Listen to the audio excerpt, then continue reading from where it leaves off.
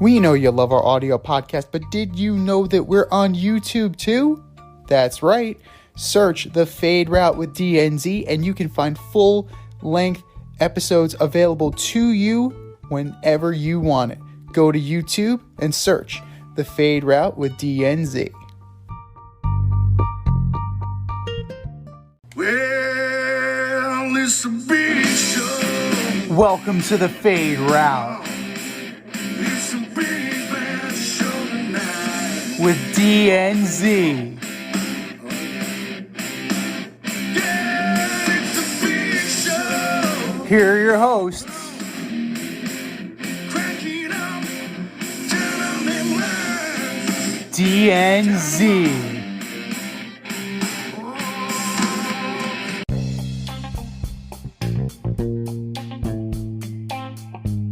Welcome everybody to this week's episode of The Fade Route with DNZ. I am Z and we got a great show for you. The XFL makes a deal with the NFL.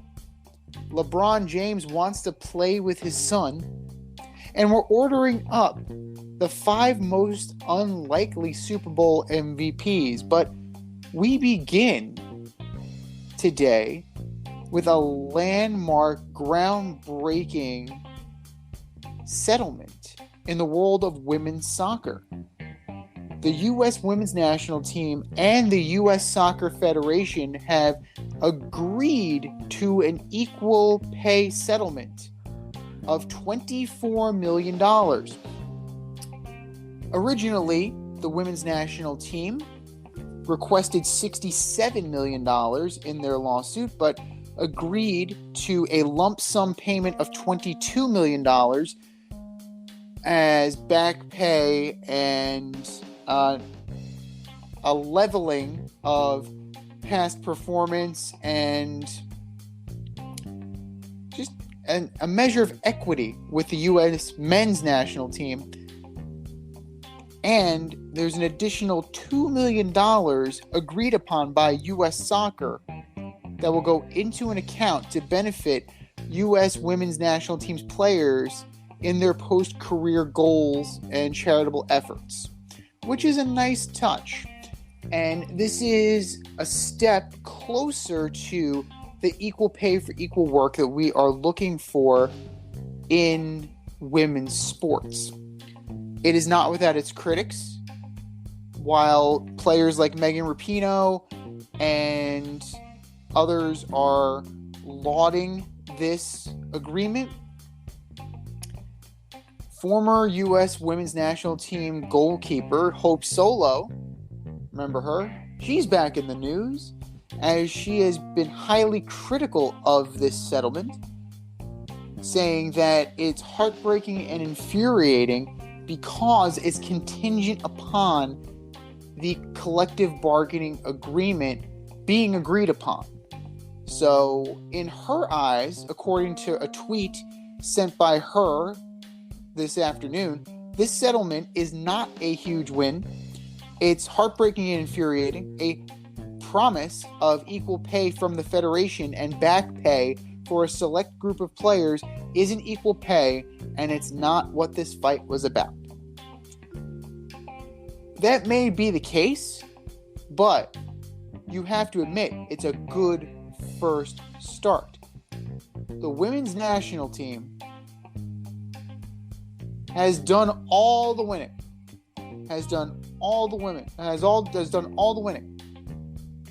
The U.S. men's national team never even sniffs the World Cup and may not sniff the World Cup yet again.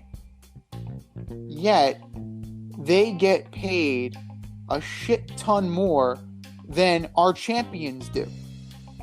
And frankly, that is something that, leaves a lot to be desired.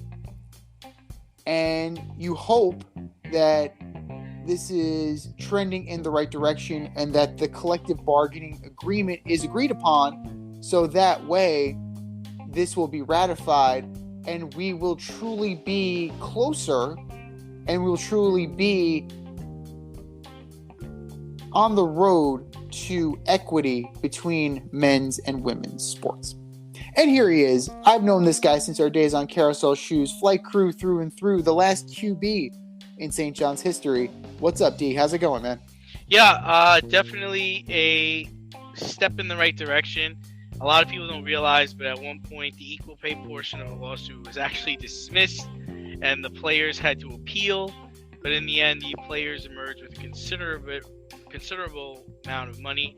I understand where Solo's coming from. You know, she's worried that this is like a string attached to the collective bargaining agreement. It very well could be, but they're still getting something here. They're acknowledging that the women were wronged, and moving forward, hopefully, things can get changed. Absolutely, and that's the thing.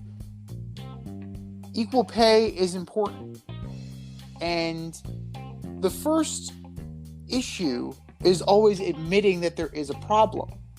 And in the past, the U.S. Women's National Team and the Soccer Federation have always been hesitant to even admit that there was a problem. And you also see that in the WNBA, where WNBA players usually, now it's starting to get a little bit, it's starting to become more lucrative in the States, but you had players like Diana Taurasi go abroad because the game of women's basketball was valued so much more outside of the States, and they could get paid more outside of the States than they could playing in the WNBA. And a lot of, we now are on the right track, and we are definitely going to make it, it's definitely going to be a more level playing field. But it's always sad when you have to litigate these kinds of things, but it's never surprising that these things happen. Well, it's like you said. The women's team is the team that actually wins. Like, they win. They actually do well. And they're on a national stage. They're revered in soccer by other countries. Like, we're damn good at soccer on the women's side. The basketball argument's a little tough because the WNBA, I don't really know if the WNBA actually makes any money. And, the problem there is I don't think women's basketball gets as much support. I don't think women's basketball gets as much support as women's soccer does. And you do have players, like you said, Taurasi, that go overseas where their impact is largely felt, and it is appreciated by women in other countries because they don't have that kind of platform and they don't have that kind of ability. But it is good to see this go through, and it is nice to see a win for the women's soccer team.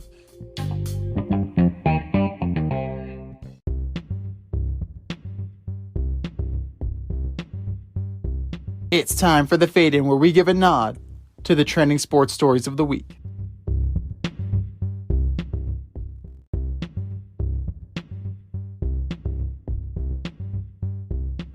Absolutely, and after the fight, it's finally over. But we would be remiss if we did not begin today's show with the fight that occurred this past Saturday between the Michigan Wolverines, particularly head coach Juwan Howard, former NBA champion, member of the Fab Five, now Bo Schembechler's Michigan man, like when I want a Michigan man, that is who Bo Schembechler had in mind. What he probably didn't have in mind was Coach Juwan Howard taking a swing at Wisconsin head coach Joe Krabenhoff after Michigan lost 77-63. Now, Howard still has not apologized for the incident. He said in the post-game that he was protecting himself because Coach Greg Gard put his hand on him inappropriately. Howard has been suspended for 5 games, so the rest of the regular season.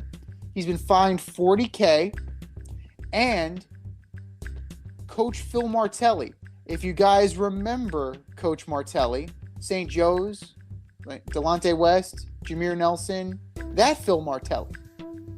He's Juwan Howard's second in command. He's actually taking over for the next 5 games while Howard is serving his suspension.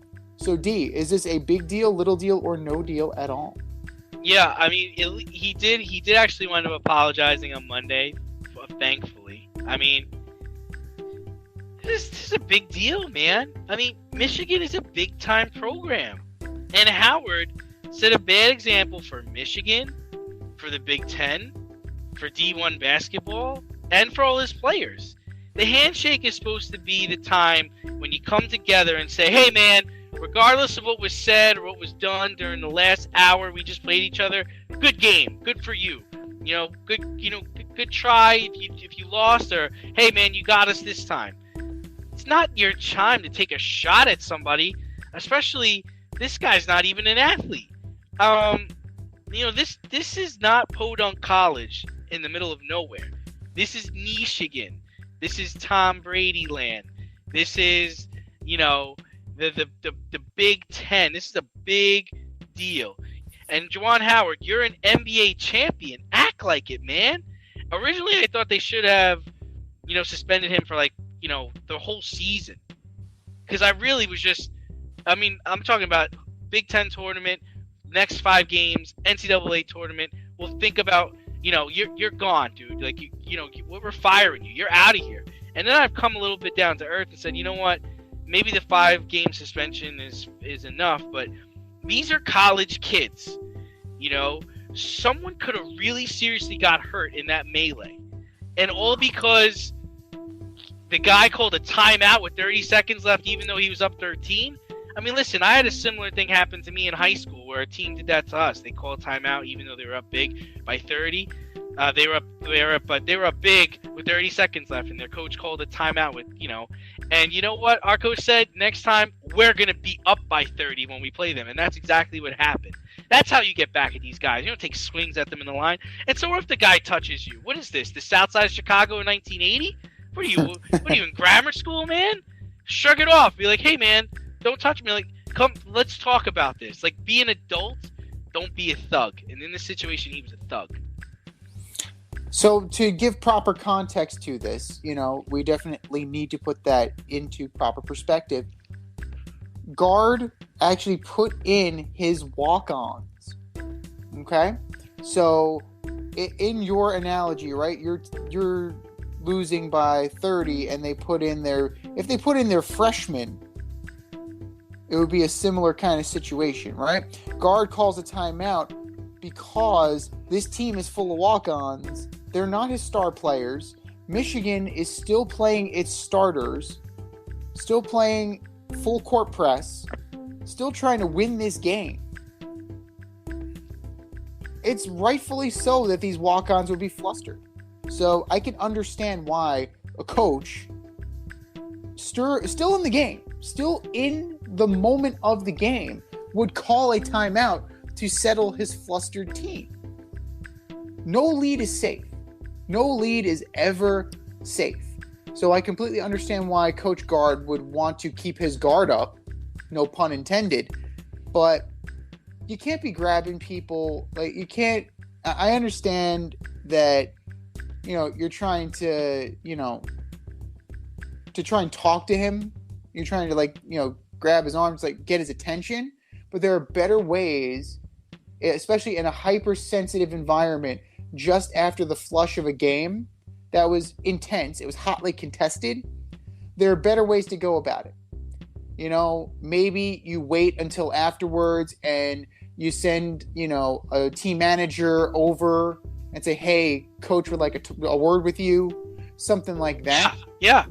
So that would be a way to do it. But don't grab a dude's arm, because you and I, we both know, we're not expecting something. All of a sudden, we get our arm grabbed. What's our first instinct? To punch. Start swinging. Punch. First second punch, man. First reaction punch. Right.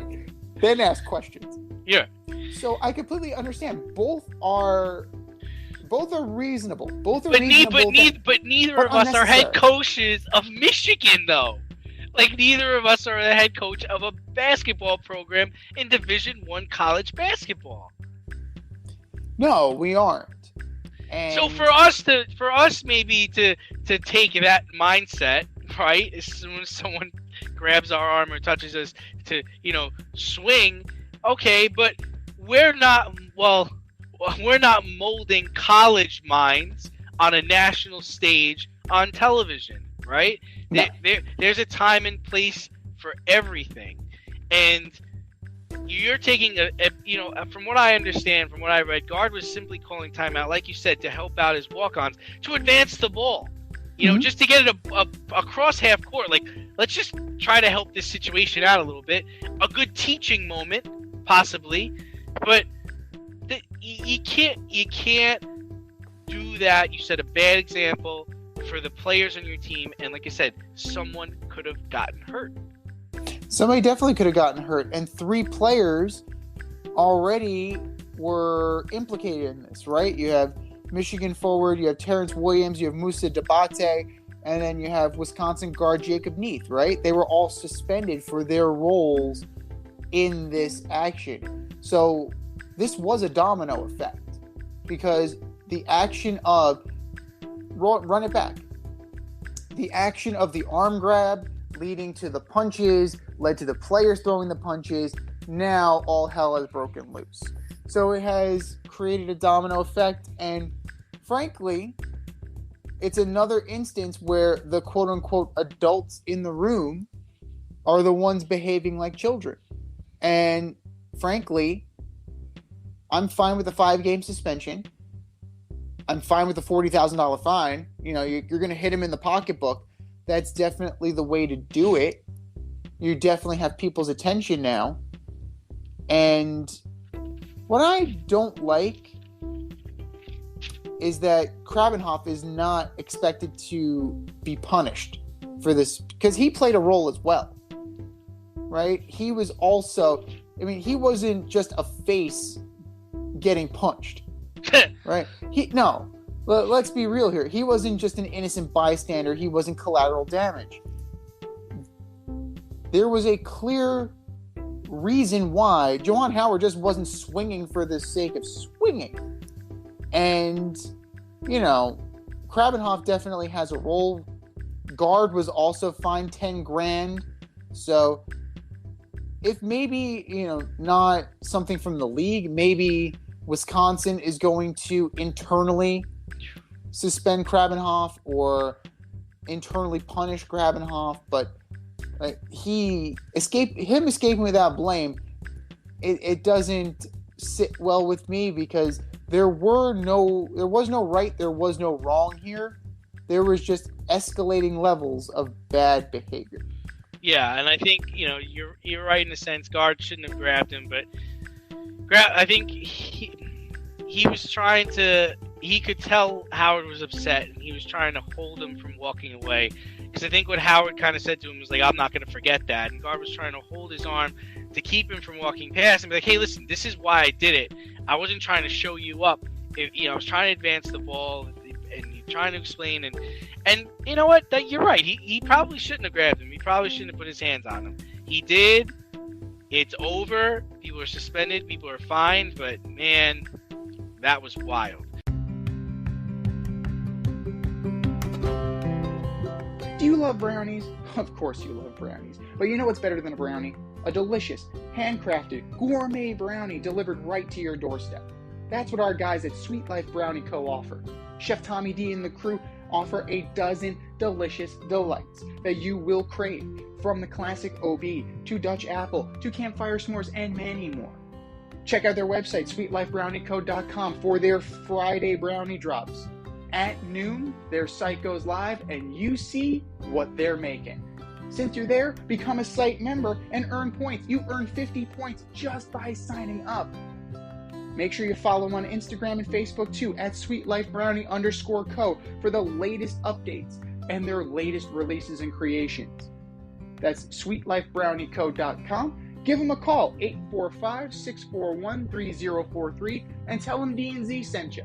That's sweetlifebrownieco.com, 845-641-3043.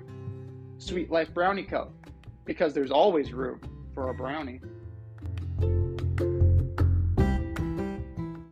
And another wild thing that took place is the XFL and the NFL have created a partnership where the XFL will test out new equipment and potential rule changes. The league will not serve as a developmental league for NFL players, but seems to have the backing of the NFL. What does this mean for the XFL, NFL, and the USFL, which should be starting soon? Well, if we think about the last time the XFL actually was relevant, I'm not counting the last time when they started out great and then they ended up suing Oliver Luck. I'm going to talk about early 2000s. We actually got some innovative tweaks, and ultimately the presentation of the NFL as we know it is what changed the most, right? The idea of the zipline cam, all of that came from the XFL.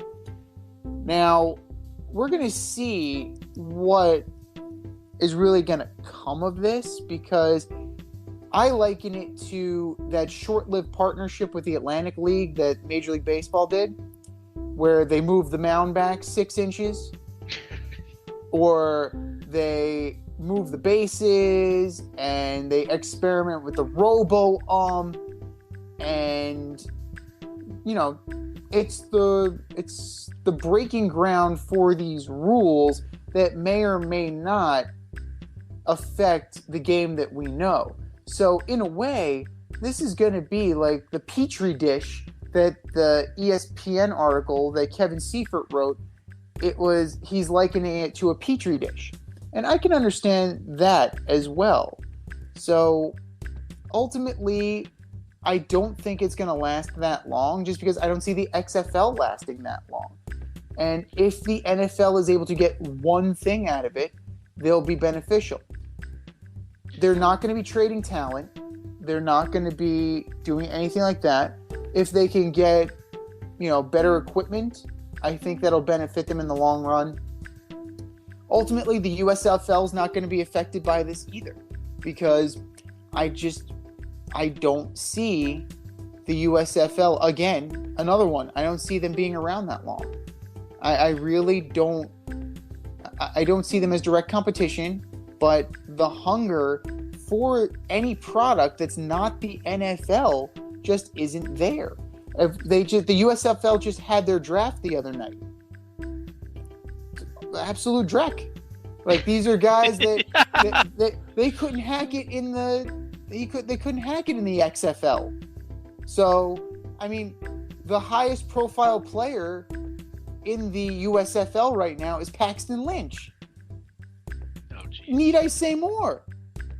Paxton Lynch is the most notable USFL player. So it would be great if the NFL can get something out of this. I think it's going to be more one-sided in that regard, but ultimately I don't think this is as big of a deal as people think it is. Yeah, I mean, I'm going to start this off saying this. The NFL Pro Bowl beat the NBA All-Star Game and the Daytona 500 in ratings. Football is just something that people are attracted to in America. And it is professional football. I agree with you, and I don't know where this is going to go. But just as long as they know their place, they'll be fine. I think what happened with the XFL previously was, when COVID wiped it out. Because I think it actually was doing pretty well, especially when you were able to bet on it. It brought in an audience, and it brought in something to do on a Sunday morning or a Saturday night in April or in March or whenever it was taking place. The AF, what happened with the AF is that they were trying to get big too quickly. They're just like, guys, we need to develop this. This is going to take time. This isn't something that we're going to get rich in 2 years or 3 years. This is like an 8 to 10 year project. And as much as I dislike The Rock, I like the way he's going about this. Start this off as a partnership, work with them, try new technologies, develop new ideas, and then 8 to 10 years from now, you can figure out what you're going to do. I don't think you can compete with the NFL, but I do think there is a market for a spring league. I do. I don't know how it's going to work, but there's definitely talent out there, and the talent aspect is not a part of this initial agreement.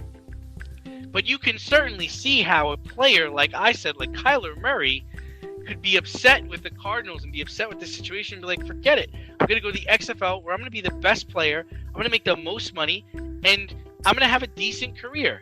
You know, people forget the USFL originally, when it came out, was actually successful with players like Steve Young and players like Jim Kelly, that it worked and they were doing well. It's just that a certain person got involved and tanked the whole league. So I do think there's a market for it, as long as they understand their place and understand revenue will come down the road. They can make this work, especially just in terms of gambling. They're going to have a chance to make money just on the gambling part of it. It's good, and I do think in regards to the NFL, it is going to help for rule changes. Maybe the sky judge, which we've been talking about. The other thing, officiating. Get some officials in there, and maybe they graduate to the NFL. Maybe that could be an area that's helpful. Equipment, helmets, shoulder pads, things that are making things safer for players. The other thing is as far as the USFL is concerned, I think it's great because it's going to create some competition there. And who knows, down the line, maybe the winner of the USFL league and the winner of the XFL league, they meet in a championship game. Like, there's certainly not a lot of value now, but depending on how they grow the brand, there can be potential down the road. So where I see this as being beneficial is more, not necessarily a feeder league, but the equivalent of Winter League Baseball. Teams send their players there, their special teams guys, they send their coaches. So if you identify a coach like Kellen Moore with the Cowboys, right? You want to get him some seasoning as a head coach, send him to the XFL. Let him go coach in the spring league. Let him get his feet wet as a head coach rather than bringing in the rotting corpse of Jeff Fisher. You know? And the truth is that there's a lack of good quarterback play in the NFL right now. Mm-hmm. We were talking earlier this week about, where does Matthew Stafford rank in out of all 32 quarterbacks in the NFL right now? And my immediate thought, and your thought too, was he's trash and he's not that good. But then we started saying the names of who's left now that Ben is gone, Brady's gone, and we were like, wait a minute, Matthew Stafford is a top 10 quarterback. He's top 7, top 8, definitely top 12. Matt Stafford. And people forget about this, is that, there was the NFL Europe, and basically that was created to develop quarterbacks. People don't know that, but that's what that league was really created for. Yeah, they were trying to grow the brand in Europe, but they also were trying to get out of situations where quarterbacks got hurt or quarterbacks came to the NFL and they weren't ready to play. Players like Kurt Warner was a player who played over there, and James Harrison played over there. There's a lot of players that JT O'Sullivan came from over there. A lot of players came from the NFL Europe and wanted up making a name for themselves in the NFL. Today, in today's league, the chances of getting another Tom Brady are very slim. 199th pick. Winds up getting Drew Bledsoe, gets hurt, becomes the starter, spends 20 years with one franchise, wins 6 Super Bowls. That's not going to happen in this league now. It's not. The NFL is not designed that way anymore. But if talent could develop in another league and eventually work its way over, that seems more likely. That definitely would seem more likely. And honestly, if they work with the union and replace OTAs, right? Spring OTAs, replace it with the XFL. I think that would be great because you're developing talent and you're actually going to improve the quality of your product, because when you inevitably go to the 18-game schedule, these guys will be ready to go and they'll be in football shape. And people don't like this. I know this idea would never happen, but I love the idea of, hey man, the worst team in the NFL has to be demoted to the XFL, and the best team in the XFL, owners would never go for that. But that creates a reason, right, for you not to come in last. Like, we cannot lose. Right. You know, it gives people a reason not to lose.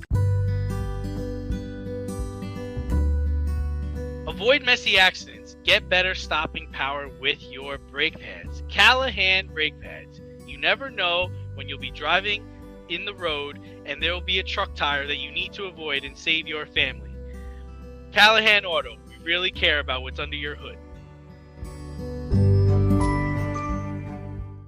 But somebody that lost over the weekend was anybody who watched the NBA All-Star game. Because good Lord, that was awful.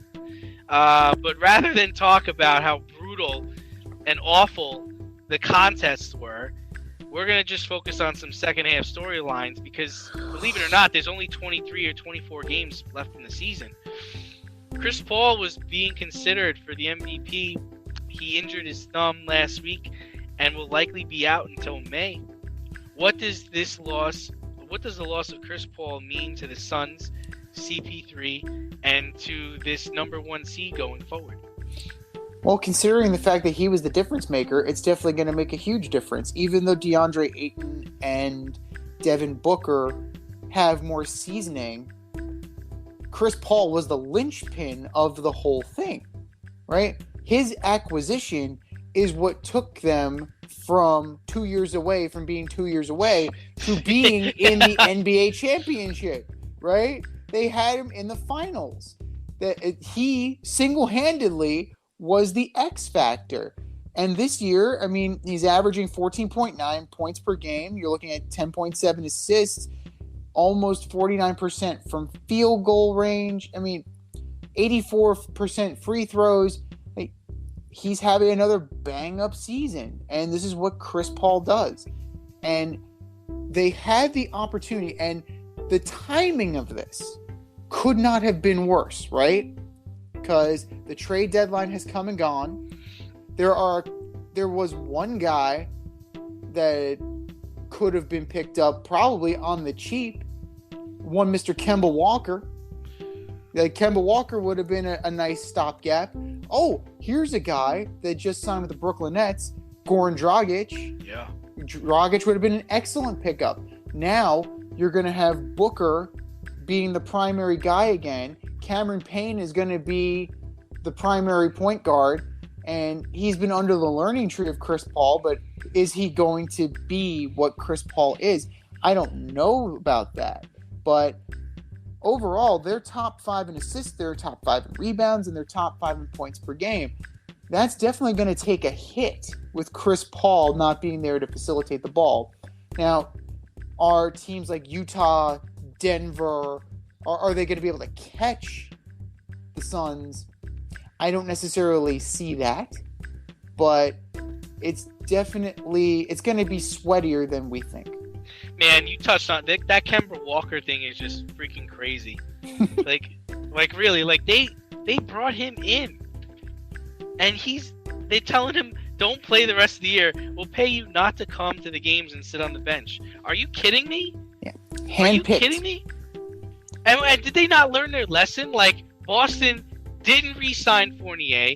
They traded Kemba to Oklahoma City. And, what did you think? You were just going to, we'll just get the Celtics trash and be good? That's the thing. I think it was a very short-sighted acquisitions by the Knicks, because they overplayed. Everybody agreed, right? We even said that they overshot last year, right? Being the 4th seed. And bringing in Evan Fournier and bringing in Kemba Walker was not the right move. It definitely wasn't.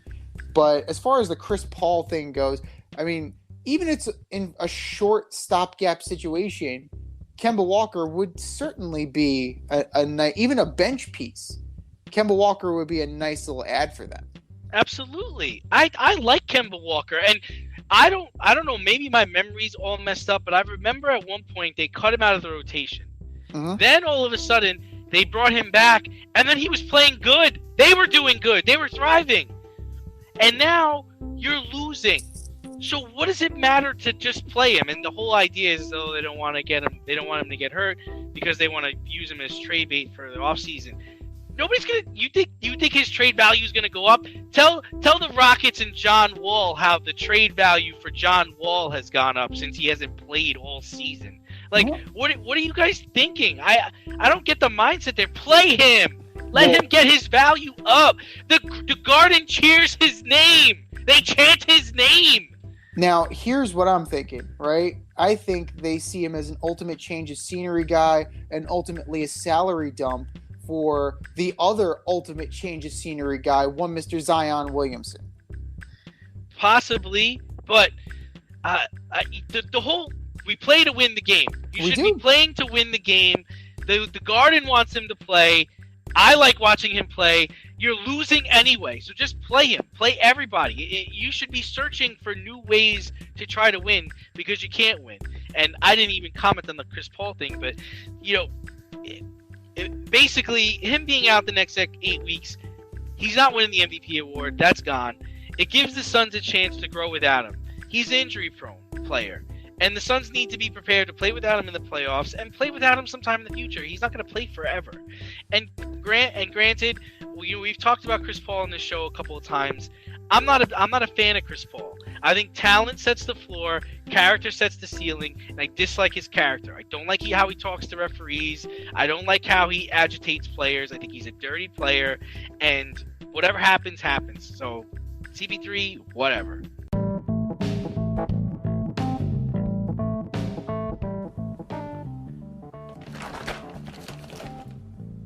If you've ever listened to a podcast and thought to yourself, hey, I can do this, then do I have the tools for you? If you haven't heard about Anchor, it's the easiest way to make a podcast. Let me explain. It's free. There are creation tools that allow you to record and edit your podcast right from your phone or computer. No specialty training, no specialty programs needed. Anchor will then distribute your podcast for you so it can be heard on Spotify, Apple Podcast, and many more. Plus, you can make money from your podcast with no minimum listenership. How cool is that? It's everything you need to make a podcast in one place. Go to anchor.fm and get started today. That's anchor.fm. What are you waiting for? Download the app.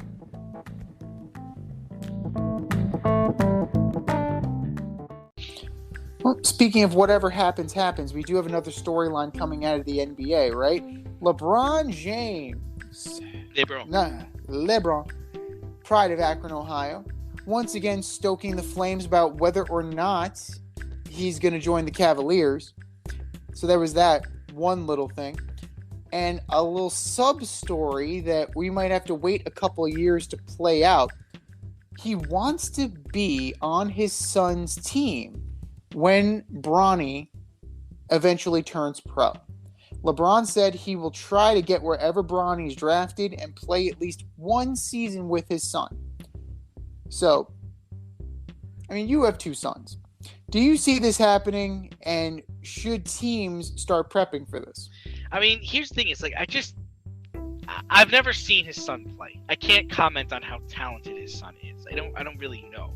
But I think this just creates a lot of pressure for his son, right? I mean, you're already the son of a great player. Okay, now he's saying he wants to play with you. Okay, so let's say you get drafted by like the Orlando Magic, and now your father, who's probably closer to 40 now, is going to come play with the team. He's going to be with you on road trips. He's going to be with you in meeting rooms. He's probably going to, talk bad about the coach to you behind his back because he's probably smarter and better than the coach.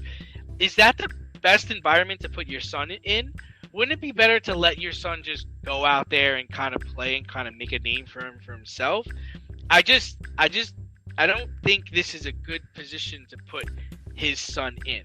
And if you think about it, like let's say what, in the next 3 or 4 years, what are going to be the bad teams? Is it going to be great for Bronny to be playing in Orlando with his father? Is it going to be great for Bronny to be playing in Portland with his father, or Sacramento? You think that's going to go over well? Is that really how you want to end your career, LeBron? You want to be playing with him in a terrible town and being more of a circus than just seeing like how good your son really is? I don't think it's a smart move. And like I said, it puts a lot of pressure on the kid because he's thinking about it. Why wouldn't he?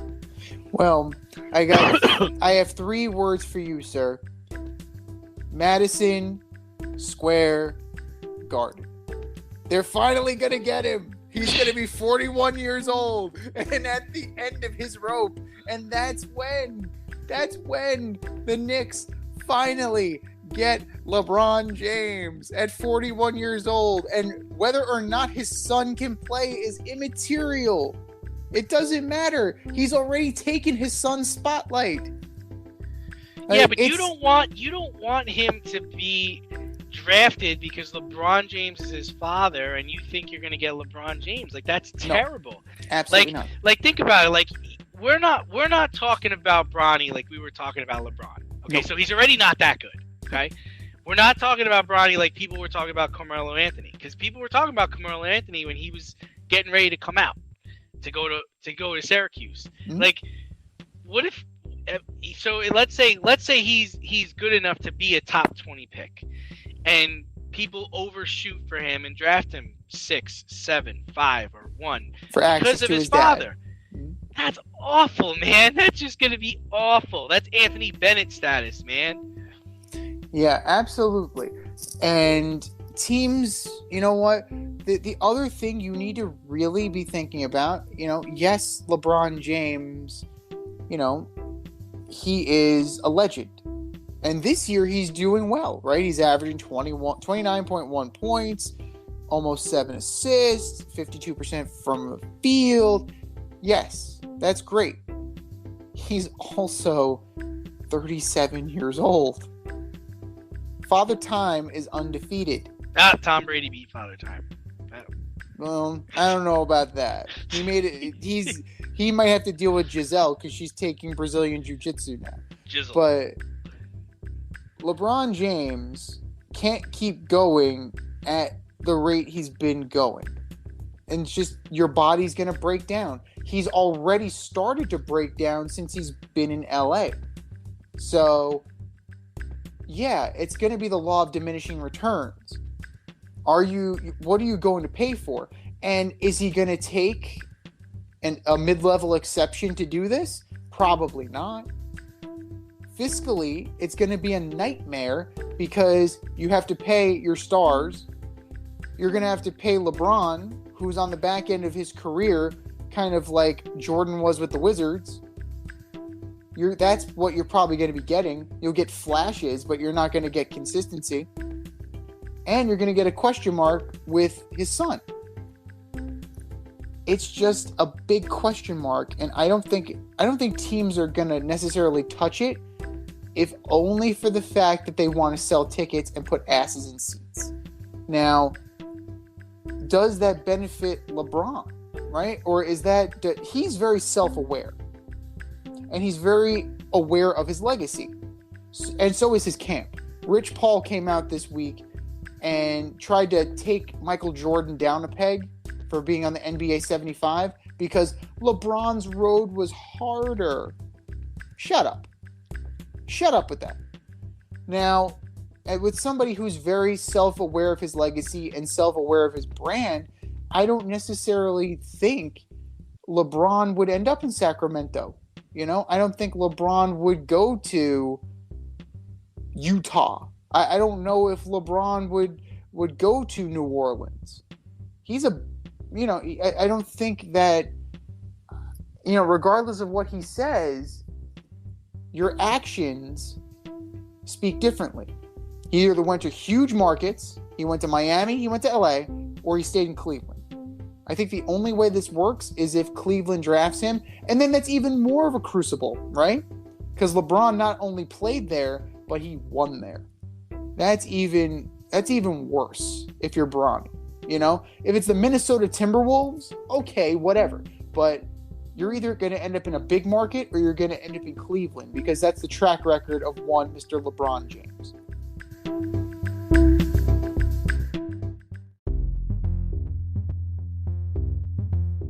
Are you in need of air care maintenance or service? I have the company for you. Air Care Technicians. They service the Westchester and Northern Bronx area and can help you with all your heating and cooling maintenance and service needs. Just give them a call at 914-315-1547. Again, that's 914-315-1547. Or shoot them an email at aircaretechnicians@gmail.com. These guys are the real deal, as they are veteran-owned, licensed, and insured. Make sure to tell them that D&Z sent you.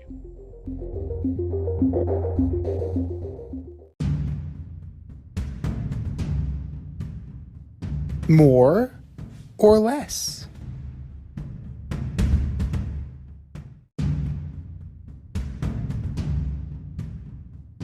All right, boys and girls, we have a statement.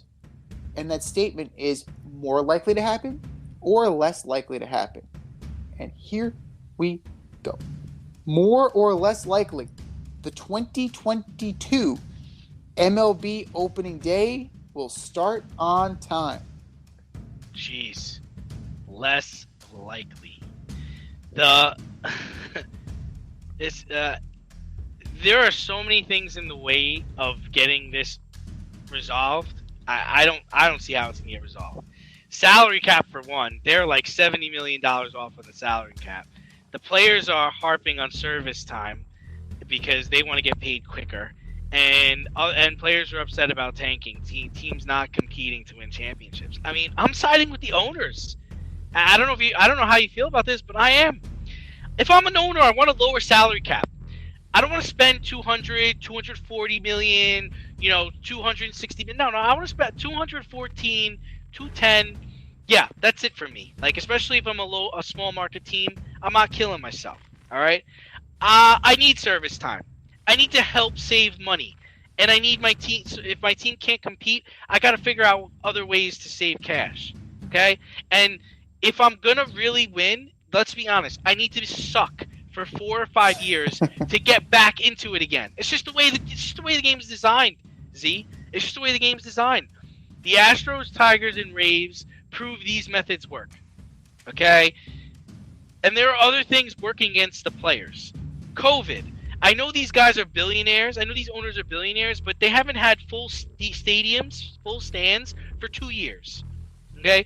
Baseball needs this season. They need a season of full stands to get back into the action. The owners should consider asking the players union to extend the CBA for just one more season, promise not to strike, so that we can just everyone get a little more money in their pocket. Everyone get their heads on straight, and maybe everybody can get something that they want. Pace of play. There's too many home runs, too many strikeouts, too many walks. Nobody's putting the ball in play, and they're not capturing new fans. I don't care. I've been watching baseball for 30 years. It doesn't bother me. But you're not going to get the 9-year-old, or the 8-year-old, or the 7-year-old to sit and watch baseball or go to a game with his dad because they're changing the pitcher every 45 seconds. The length of the season, and this is never going to change. But 162 games is too long. If teams were playing less games, every team would have a chance every year. It's the long season. It's the long stretch that hurts teams that don't have that much talent. And you never. And the other thing is when you have the long season, the numbers are more reliable. The averages matter. You cut that number in half. You cut it down. I don't know if it's as reliable. It could be, but I don't know. And then the contracts, not the contract, the contact guys, the speed guys, the veterans, and starting pitching no longer matter. So the workforce is completely changed. So yeah, your Mets went out and spent $40 million on Scherzer. They were probably better off getting a 23-year-old or 4 23-year-olds for his dollar figure. So this is less likely. The game has changed. The players don't want to acknowledge that. All they want to do is get paid. And at the end of the day, baseball is going to hurt the most because I don't think fans are coming back this time. I agree that it's less likely, and the longer this goes, the less likely you're going to have full stands, full capacity, and you're not going to have the same goodwill. It's a different generation. It is a different generation. We were 9, 10 years old, 94, you know? And it's one thing, like baseball's in our blood. We're not the majority. Like, I acknowledge that. I'm firmly not the guy that they're targeting. They're trying to turn every broadcast into a video game. They're trying to speed up everything to where it's catching that short attention span crowd. Baseball is not a short attention span game. It's play without a clock. There's nuance. Well, at least there was nuance. That doesn't exist anymore. The entirety of the game, the strategy of the game is completely changed. The lefty specialist is gone. Double switch is gone. Bunting is essentially gone, right? That's another thing. The universal DH, you might as well kiss the sacrifice bunt goodbye. Stolen bases, Moneyball got rid of those years ago. The game has changed. I can acknowledge that. And whose side are you on? Oh, I'm totally on the owner's side. Yeah. I'm totally on the owner's side. Because what do we always say about contracts? You're not paying for the future. You're paying for the past. That's what these big contracts are for. Max Scherzer got that money not for the future. He got that dollar figure based on what he did for other teams. Mike Trout got paid mostly on his MVP performances and on his past performance. Past performance does not guarantee a future outcome. If that was the case, Jason Bay would have been an amazing Met. Jason Bay was a terrible Met, as you know. So, whenever you get a big level contract in free agency, you're paying for the past. And the problem is, owners don't want to pay for the past. Owners want to save money because they just lost a shit ton. And yes, I know about the TV contract. I understand the TV contract. It's only part of it. You still had to open that building. You still had to open that building with nobody there. You're running at a loss. So, ultimately, Tony Clark and Rob Manfred need to lock themselves in a room, and they need to acknowledge the fact that they have both royally fucked this up. Yeah, and basically baseball's put a soft deadline for Monday where they're saying, hey, if we don't have a deal done by Monday, then the season's getting cut. And the players already said, we're not doing extended playoffs unless we get 162 games. We want to be paid for 162 games. Guys, it's not happening. It's not happening. I don't see it. I don't see it. I don't see it at all.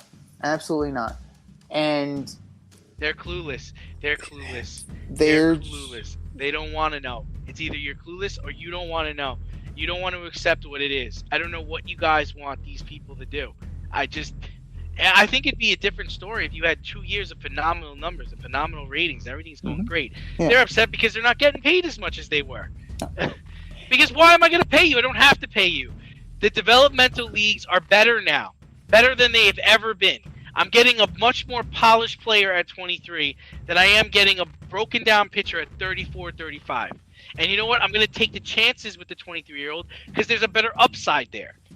The days of paying like a Max Scherzer or, what was some of the other guys? Clayton Kershaw, Robbie Ray. Those guys, a lot of money to come in for 2, 3, or 4 years in their 30s. Forget it. That's another thing. That's why Freeman's going to have a tough time getting a contract. I mean, yeah, Boston and the Yankees and the Dodgers are going to jump in and give him what he wants. But the Braves are like, dude, we're not going to give you an 8-year, $210 million contract. We're just not going to do it.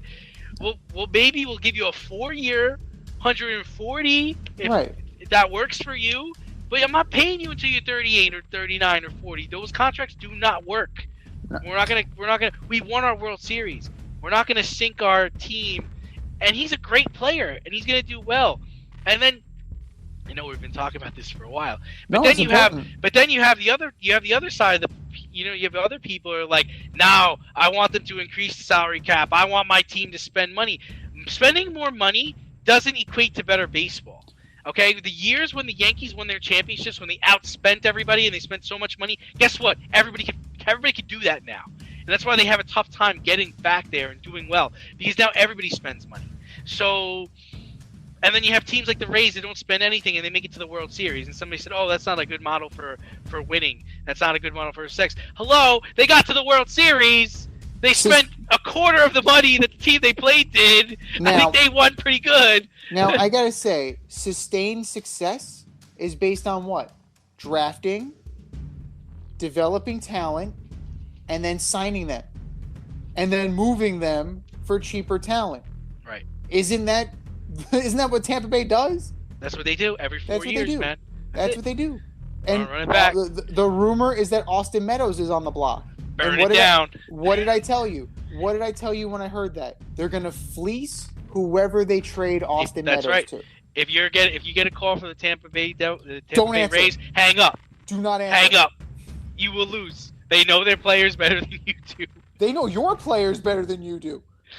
Speaking of that, more or less likely, Juan Soto will sign a contract for more than $350 million. I mean, really, just based on what happens with the CBA, but I got to think he will, right? He turned down a 13-year deal. A 13-year, $350 million deal he turned down. He's 23 years old. I mean, he had 110 RBIs a couple of years ago. I mean, the future's bright for him. Somebody's going to pay him. If the Nationals are smart, they won't. If the Nationals are smart, as soon as they break camp, trade him. I'm trading him. Yeah, that's exactly what I'm doing. Adios, muchacho. Adios, Goodbye. muchacho. Goodbye. If I can get 4 prospects and thanks for playing. There it is. Like, do what you didn't do with Bryce Harper. Learn your lesson. Get rid of him. You're not going anywhere. Your team is awful. Start building for the future. And this is not saying tanking. Tanking is different. Build for the future. You can easily dangle Juan Soto to a team that wants to take the next step, and you can get their top 3 prospects, top 4 prospects, plus a major league player. Juan Soto is that good. And as a Met fan, it pains me to say that. But Juan Soto is that good. He will get you that. He'll get you that caliber of haul. Now, as far as will he, I'm going to say it's more likely just because of the past contracts. We're not going backwards. Right. Yeah, I mean, Pandora's box is open, man. We're going to have a $500 million player. It might as well be Juan Soto. It wasn't Tatis. It's not going to be Vladdy Jr. There are too many holes in Vladdy Jr.'s game. Juan Soto is closer to a complete player, and if I had the money and needed to justify that kind of thing, that is what I would be using as justification for it. But for the simple fact of inflation and overvaluing of talent, Juan Soto's definitely going to get like $500 million. And that's obscene to me. That is absolutely obscene to me. That's the gross domestic product of a small country. But it's in Juan Soto. More or less likely, Aaron Judge will sign an extension with the Yankees before the regular season starts, and he will be named captain. It has to be more likely. He has to. They have to. They have no other option. They can't let him walk for nothing. They sign him. They give him the captaincy. This is what it was all they were waiting for. I want to say more likely. Honestly, I do. I mean, if you look, he's been a model Yankee. He's performed, right? He's 276 career batting average. You're looking at 158 career home runs. Surprisingly low, considering he's a slugger. But he's the face of your team. Who else is the face of your team? Stanton? No. Gleyber Torres? No. You're trying to get rid of him. Luke Voigt? No. Sanchez? No. Aroldis Chapman? No.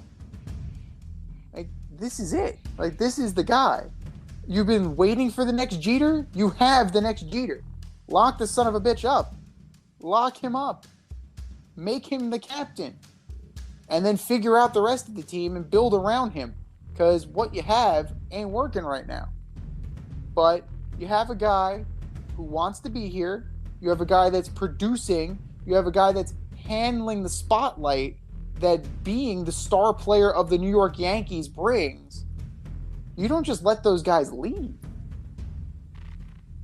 And I understand that, you want to start saving money. You should have thought about that before you traded for Stanton.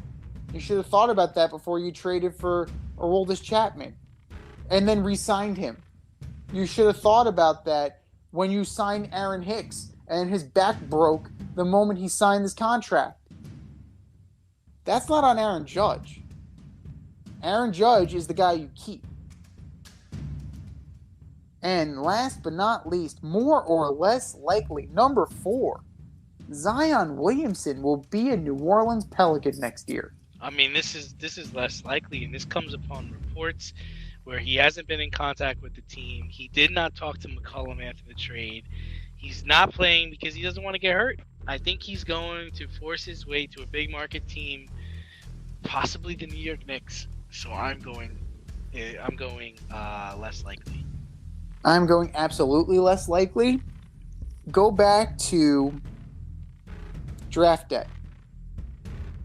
The look on his face when he was drafted by the New Orleans Pelicans. He looked like he was going to be ill. That's all you need to know about Zion Williamson. He didn't want to be there. He hasn't wanted to be there. He does not want to be there, period. He's only played 85 games in his career. 85. Granted, when he's been on the court, he's been pretty good.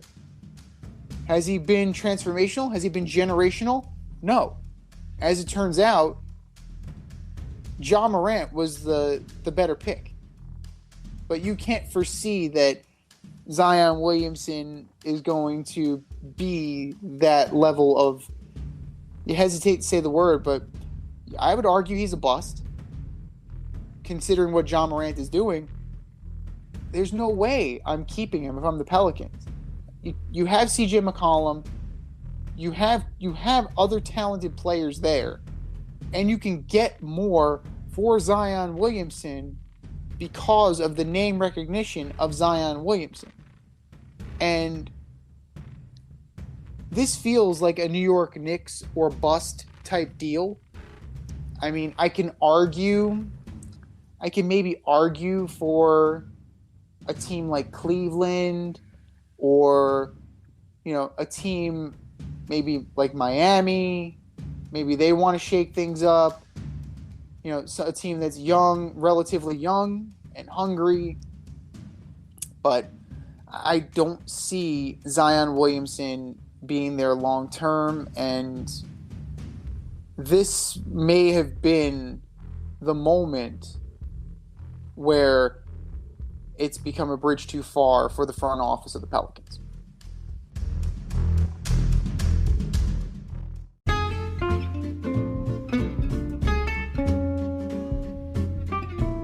Need a little inspiration in the kitchen? Want to try something new?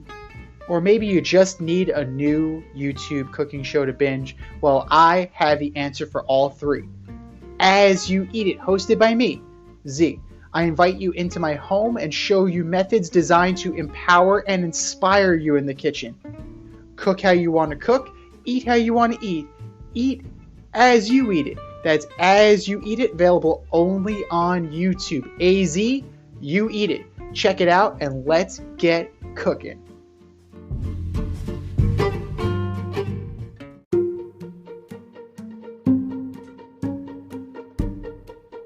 The Fade Store presents the Alleged Superstar of the Week Award.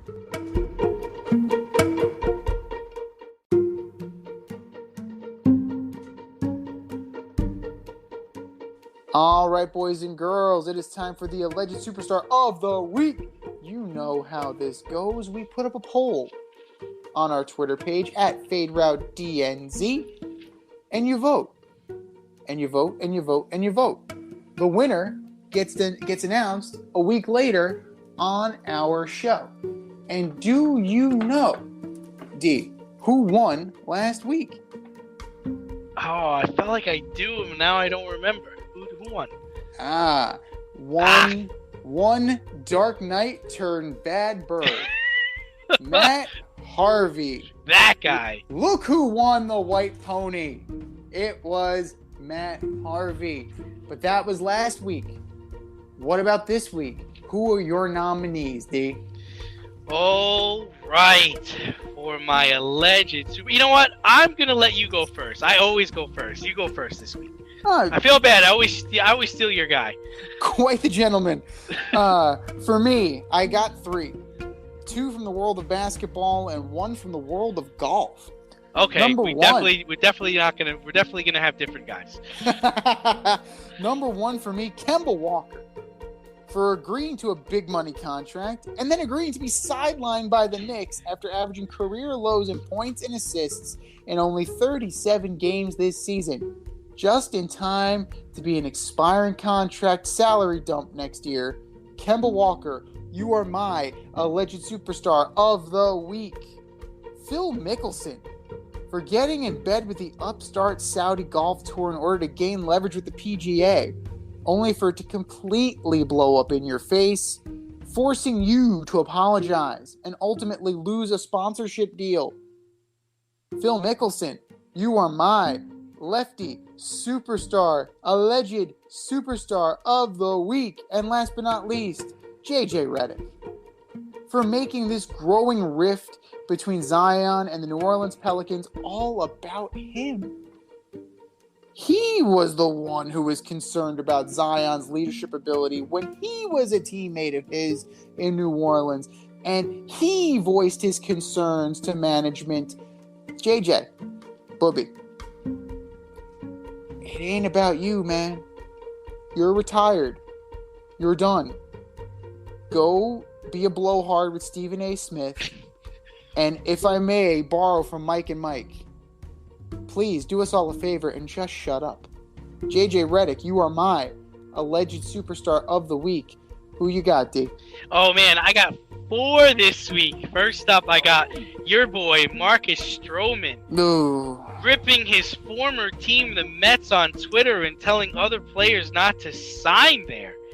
Dude, you are 5'7" and posted, 3 double-digit win seasons in 8 years? You're from New York, man. Careful. The people you see on the way up are the people you see on the way down.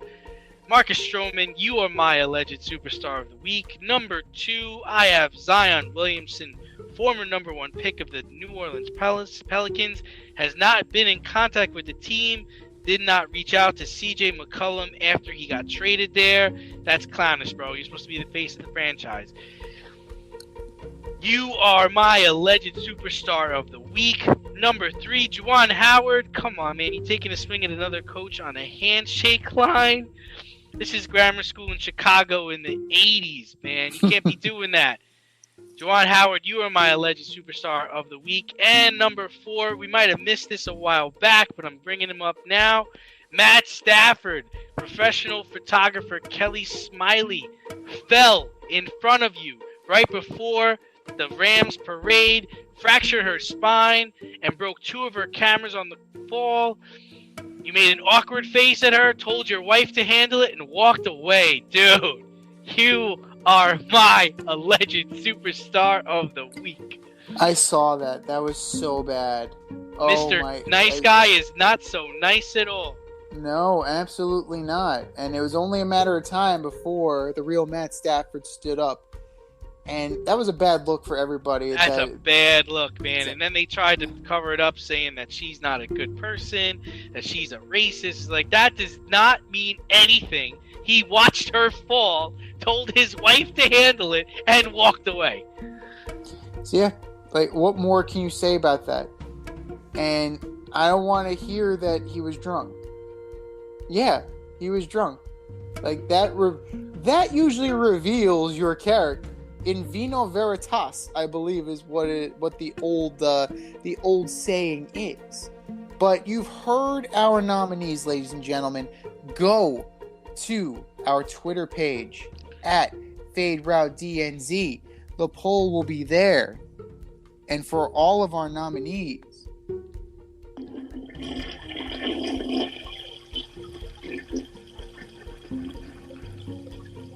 just do better. Just do better.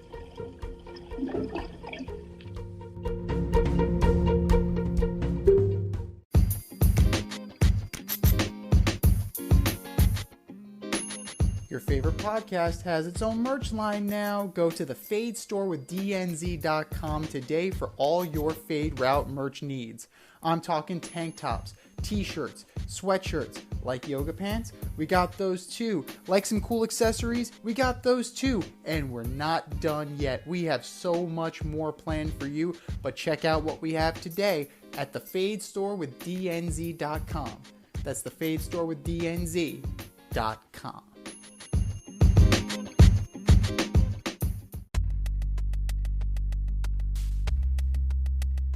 Order up!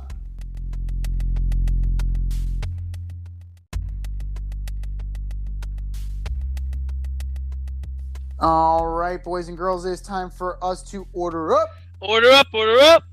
This week, we are ordering up the most unlikely Super Bowl MVPs from 5 to 1. Who you got, D? All right, so number 5, I went with Jim Plunkett, Super Bowl 15. He was 13 of 21 for about 260 yards, 3 touchdowns. I mean, that means 10 of his passes were just regular completions, and then there were 3 touchdowns. That's pretty weak. That was in the Rams versus that was the Raiders versus the Eagles. Number 4, I know this might surprise you. I'm gonna go with Bart Starr, Super Bowl 1. Kansas City Chiefs versus Green Bay. He was 16 of 23 for 250 yards, 2 touchdowns, 1 interception. As long as completion was only 37 yards, it's kind of weak, man. Number 3, I really wanted to make this guy number 1, but I was afraid he was going to get killed for it. Peyton Manning, 2007, 247 yards, 1 touchdown, 1 interception, 1 fumble lost against. This was against Chicago when he was with the Colts. I believe Joseph Adai had over 100 yards rushing that game. They pounded the ball on the ground. He shouldn't have got it. Number 2, Terry Bradshaw, Super Bowl 14, 309 yards, 2 touchdowns, but 3 interceptions against the Rams in the 80s. And number 1, Larry Brown. We talked about it last week with Chris Johnson. Super Bowl 30.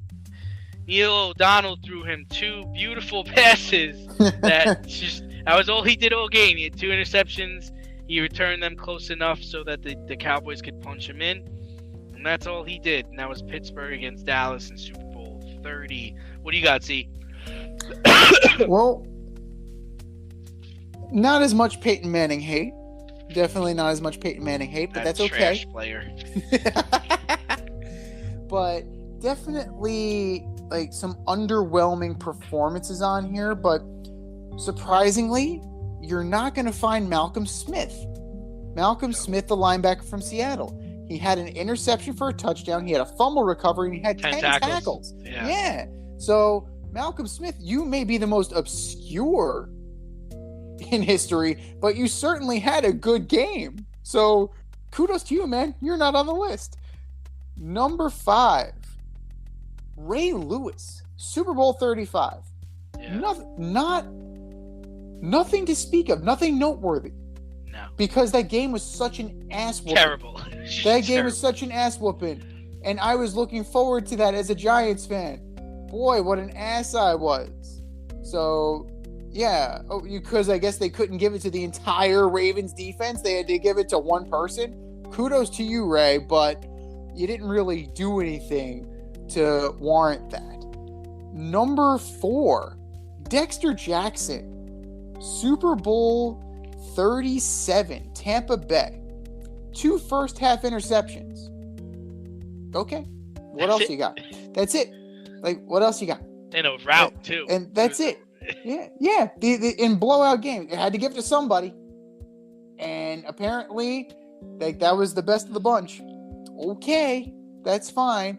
Number 3, I'm with you. Larry Brown, cornerback, Dallas Cowboys, Super Bowl 30, 2 picks. Neil O'Donnell gift wrapped them to you. So, whatever. Fred Biletnikoff, Super Bowl 11, 4 catches for 79 yards. That's it. Look at the game today. You guys have 79 yards on a play. Cooper Kupp, I think, had 79 yards in a quarter. They had 79 yards and a half. Like, come on now.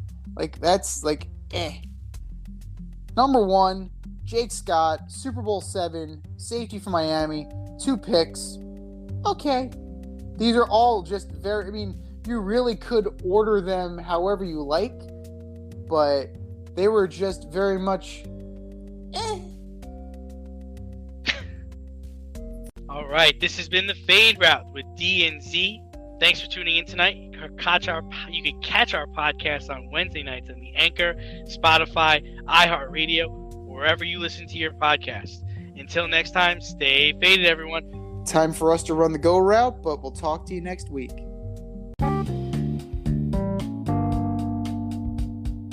If you want to get in on the action, we want to hear from you. Hit us up at Fade Route Podcast on IG, faderoutemail@gmail.com, or slide in our DMs at Twitter at FadeRouteDNZ. Questions, comments, picks, segment suggestions, you name it. We want to hear from you.